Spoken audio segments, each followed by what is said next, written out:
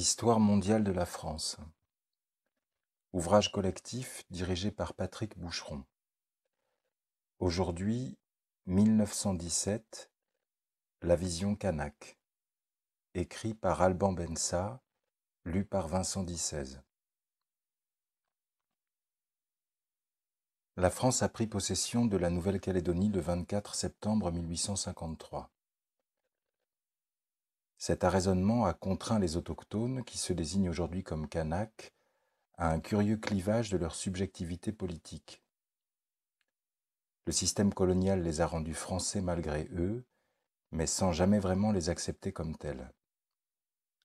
En avril 1917, des indigènes de Nouvelle-Calédonie renâclent à l'idée d'être à nouveau mobilisés par l'armée française pour aller combattre en Europe.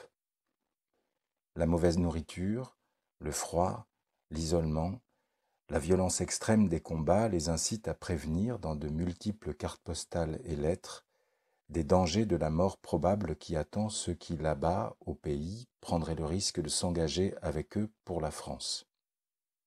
Dans le même mouvement, leurs frères, pères et fils remettent en cause les spoliations foncières qui, en Nouvelle-Calédonie, les confinent dans des réserves. Ils se dressent contre les conditions de travail qu'on leur inflige et contre l'autorité des chefferies loyalistes installées par l'ordre colonial pour faire tourner sa machine à exploiter. À quoi bon aller mourir pour la France alors que par la France est entretenu un système qui a servi toujours davantage les sujets de sa colonie? Afin de desserrer l'étau, les Kanaks du centre-nord de la Grande Terre s'en prennent aux colons isolés, aux gardiens des mines, aux militaires français et aux indigènes qui les aident dans leurs tâches de répression de cette guérilla. Les combats durent quelques mois, puis le ratissage musclé de toutes les zones impliquées dans le conflit se déploie une année entière jusqu'à la fin de 1918. Les Kanaks ont gardé mémoire de cet épisode douloureux en insérant le processus de ressouvenance dans leurs préoccupations de l'époque. Ils ont ainsi jeté, à l'occasion de la guerre qu'ils engagèrent en 1917, un regard aigu sur les événements locaux et globaux qu'ils suscitèrent eux-mêmes ou qui les ont saisis avant et après le conflit.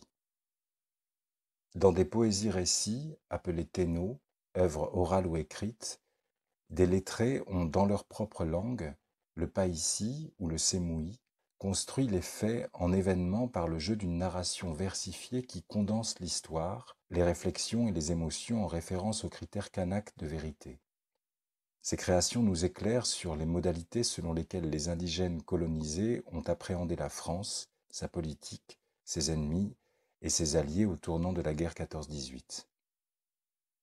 Dans des œuvres d'une forte et étrange beauté, des formulations nouvelles, mais élaborées à partir d'habitudes narratives plus anciennes, prennent en charge le quotidien guerrier, technique et politique des Kanaks au début du XXe siècle. Ces façons de dire éprouvent les possibilités de la langue vernaculaire à s'emparer du présent. Avec ce travail de surélaboration du réel par les mots, les Kanaks pensent le monde politique et la place qu'ils entendent y occuper, localement et sur la terre internationale, contre ou avec la France. Ces textes montrent combien et comment le point de vue kanak englobe celui des colonisateurs et leurs modalités d'action. Les chefferies loyalistes s'engagent à la fois dans la Grande Guerre en Europe et en Nouvelle-Calédonie contre les guerriers de 1917, décidés à faire reconnaître aux leurs un minimum de droits. Mais la Grande Guerre brouille les cartes en impliquant des Kanaks dans un conflit meurtrier et incompréhensible, puisqu'il jette aussi des nations chrétiennes les unes contre les autres. Et le poète, côté rebelle, de s'exclamer au début d'une longue œuvre orale en langue païssi qui relate la guerre de 1917 : « Pourquoi sommes-nous en cet état ? Et que font-ils donc là-dedans ? Où tournent-ils de la sorte ? Et que prépare-t-il pour Tiaoué en agissant avec la France ? Et ils tourniquent pour Guillaume, et ils agissent pour Poincaré, un manège à coups de fusil. Ils se piquent à la baïonnette, apportent là-haut les canons, puis ils donnent leur mort probable, ils évaluent l'entrée en guerre. La poésie-récit marque l'événementialité dans son surgissement. Loin de la reconduction du même, dans la tradition authentique dans laquelle on a engrillagé le sauvage, s'affirme ici un effet de surprise et une maturation des possibles en raison des situations sans précédent auxquelles les indigènes s'affrontent. On ne comprend plus ce qui arrive. La chefferie locale de Tiaoué collabore avec les autorités françaises. Les soldats kanaks se battent en Europe. Pour qui? Pourquoi? Ils donnent, comme il est dit dans le poème. Ils donnent, qui se dit pitopo. Ils donnent leur vie à la France. Pitopo, mot à mot pi, réciproque, et topo, déposer. Remettre chacun un présent pour l'autre. Ce mot renvoie aux échanges entre personnes et entre groupes qui ponctuent la vie sociale kanak. Échanges qui font société en instaurant une circulation de biens au-delà de la stricte nécessité. Mais en l'occurrence, le poète se demande quel sera le retour de ce don de vie kanak. L'asymétrie de la relation coloniale est pointée avec amertume, comme dans ce chant en langue sémouï, écrit par d'anciens combattants kanaks de la Grande Guerre. Vous connaissiez notre bonne volonté. Vous nous avez contraints et poussés à partir. Jetés à la mer, nous avons dérivé à l'aveuglette, enveloppés par la nuit et entourés d'obscurité. Hélas, quel désarroi, et que de maux avons-nous enduré.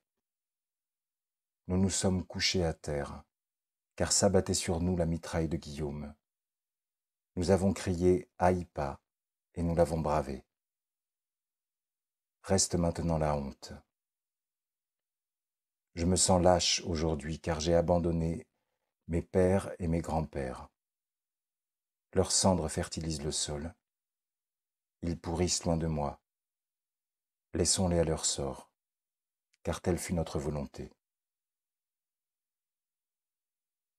L'expérience des deux guerres simultanées en France et en Nouvelle-Calédonie, et qui se contaminent l'une l'autre, est indissociable de celle des armes européennes et de leur pouvoir de destruction immense en regard de ceux des casse-têtes, Fronde et Saguet. Les Kanaks, épatés autant qu'effarés par cette sauvagerie technique, insistent souvent sur les nouveaux sons mortels de la simple et rude symphonie de la guerre. Étincelle des pétards qui éclatent. La dynamite explose et fend, et claque les pistolets, et explose les revolvers. Cris aigus de ces poussières, contenu du feu qui attache, les nœuds de guerre sont bien noués. Ce dernier texte associe l'efficacité de nouvelles machines à tuer au rituel kanak, ceux en particulier qui marquent l'engagement à se battre en nouant des herbes votives sur des piquets, encore appelés tabous de guerre. Si l'apport technique des Blancs va jusqu'à changer de trépas, il peut aussi apporter beaucoup au confort de la vie. La guerre de 1917 a été déclenchée dans l'espoir d'obtenir un partage avec les colonisateurs de denrées et de moyens nouveaux. En vain. Nous dormons, faisons des rêves. Nous faisons des songes de bonheur. Apportez jusqu'à nous le sucre, et apportez donc la bougie. Allez chercher le caoutchouc, apportez l'électricité. Dans leur sommeil, les guerriers rêvent de produits importés synonymes de mieux-être. Cette ouverture aux apports matériels de la modernité est essentielle pour comprendre le soulèvement kanak de 1917. À son principe, l'espoir d'un monde meilleur par lequel les Blancs permettraient aux Kanaks d'accéder à de nouvelles richesses. Ici, aucun messianisme ni culte du cargo, mais simplement une grande soif de justice. En 1917, les pays d'Europe et du monde sont en difficulté face à l'Allemagne. L'Australie rejoint les Alliés qui combattent l'expansion de l'Empire austro-hongrois. La France demande de l'aide à la Nouvelle-Calédonie qui répond présent en mobilisant certains Kanaks tandis que d'autres défient la puissance coloniale sur le terrain. Du côté des auxiliaires, une longue poésie prend directement pied dans cette géographie politique impliquant plusieurs continents.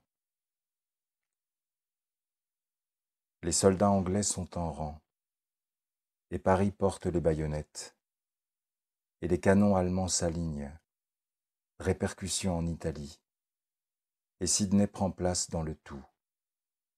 Et ça crache en Allemagne, sauf qui peut à Batavia. Grondement des pays unis. Ils demandent de l'aide alentour, et la Grande Terre accepte. La Calédonie peut fournir, et ils cherchent dans le doute.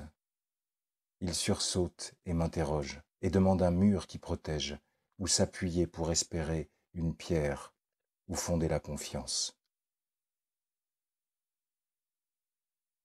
La pierre dont il est question est une pierre qui favorise la croissance des ignames et dont les pouvoirs sont étendus au soutien de pays étrangers en guerre. Un dispositif propitiatoire du même type que celui utilisé en agriculture, mais ici dédié aux armées alliées, rappelle cette aide rituelle particulière que les Kanaks ont pu accorder à la France pour finalement lui permettre de l'emporter. Maurice Lenart et un jeune ethnographe britannique, Paul Montague, n'avaient-ils pas eux-mêmes, à Wailu, sur une pierre magique rare, envoûté le Kaiser, tant il est vrai, comme l'écrivit le missionnaire et ethnologue protestant, qu'il avait finalement moins converti les Kanaks qu'il avait lui-même été converti par eux. Louis-Denis Péharou, né en 1891, avait été recruté comme volontaire en 1916, puis arrêté comme déserteur en mars 1917, avant d'être envoyé en France en novembre de la même année. Il y meurt le 28 août 1918, au Bois-Roger dans l'Aisne, mais une croix en sa mémoire est aujourd'hui visible au cimetière de Douaumont. Le frère de Louis-Denis avait pris parti pour les deux hommes qui lancèrent la guerre en 1917 sur la côte ouest de Nouvelle-Calédonie. L'un d'eux fut assassiné en 1918. Cette famille a donc été doublement frappée par le conflit. Elle a perdu un parent direct, mort pour la France durant la Grande Guerre, et mort par la France, un homme, Noël Poitiba, appartenant à un clan proche. Bien rangé chez lui dans un grand carton à dessin, Ignace Péharou, dont Denis était le grand-oncle, conserve d'ailleurs ensemble deux photographies. Celle de la croix plantée à Douaumont, en mémoire du frère de son grand-père, Louis-Denis, et celle de la tête coupée du champion de 1917, Noël Poitiba. Les deux guerres, la Grande et celle de 1917, entretiennent des rapports ambivalents qui ont travaillé jusqu'à aujourd'hui la mémoire et l'identité kanak. De la mise à mort par la guerre à la mise en poésie pour résister à l'oubli et au désespoir, les Kanaks, en soutien à la France et contre elle, ont su rebondir. En phase avec le sursaut littéraire occidental suscité par la Grande Guerre, ils ont joué de leur lien ambigu à la tutelle coloniale pour à la fois emprunter des outils essentiels, l'écriture, les fusils, l'idée de liberté, et avec ces apports, contester sa présence et affirmer leur propre force narrative, rituelle, politique.